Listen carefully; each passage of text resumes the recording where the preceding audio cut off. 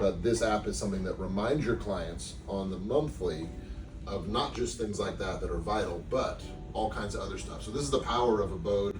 Tyler has a similar story where his taxes went up, same thing. He did not get notice about it or didn't remember something and didn't realize he could fight his taxes until it was too late. That's huge, especially as aggressive as Travis County Appraisal District. What I want to convey is it's great for homeowners as a utility. I think it's pretty much something that should exist but doesn't. The reason why I'm building Abode, when my wife and I bought our first home, which we're still in East Austin, I say we made 3 mistakes our first 3 months. They cost us $6,000. We missed the deadline on challenging our property taxes. We had no idea that you were supposed to convey over a manufacturer's warranty on your appliances, and our dryer, which was 3 years old, broke, had to come out of pocket.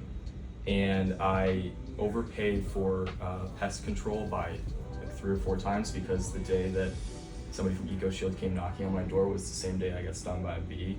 So I was like, just give me whatever you're selling and get these wasps' nests out of here. The notion is that homeownership, especially for first-time homeowners, is a lot of unfamiliar responsibility. It's also very, very expensive. And despite that, despite having an app for really everything in our life, there is nothing for homeownership, your most important asset. This is why I'm building Abode. So it can do a couple key things. First of all, it aggregates all of your information very seamlessly. And it's not just that, you can auto forward utility bills.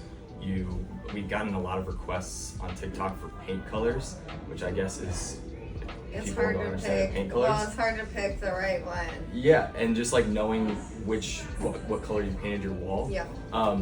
This is pretty static. And that's also great. Idea. Like, this is like you're building an online booklet for them to pass over to the next person. Yes, yeah, that too. And this component is pretty static, but the power of not only being to ingest the document, but also pull out the right information. So think about an insurance policy, because all we have to do, we have the technology to read the doc, structure the data, and then say we want to pull this information out. So an insurance policy, I can just say, hey, point me to whatever their coverage limits are, so that they can have a very simple view of what their coverage limits are, what they're paying, and then we can tell them like, hey, you may be overpaying, underpaying, you're uninsured, underinsured, etc. As Matt's alluding to, it understands the tasks associated with your home, and then it kind of gamifies it. This is why we went viral on TikTok like 2 months ago, and it was really because we were showcasing this like gamified element. So every month you get kind of like these 5 tasks. It's not just telling you what the tasks are, because that's a little bit anxiety inducing. I don't need more work, but it's telling you ways to complete those, right? It's saying, are you a DIYer? Then here's how you do this, and here's what you might need. Do you want to outsource this? Then here's a provider, high quality, availability here, and this is what it'll cost. So it's not just telling you what you need to do, it's helping you execute on those tasks. The central part of this app is going to be a concierge component where you can ask any question, make any request. It's personalized to your home. That has unlimited use cases.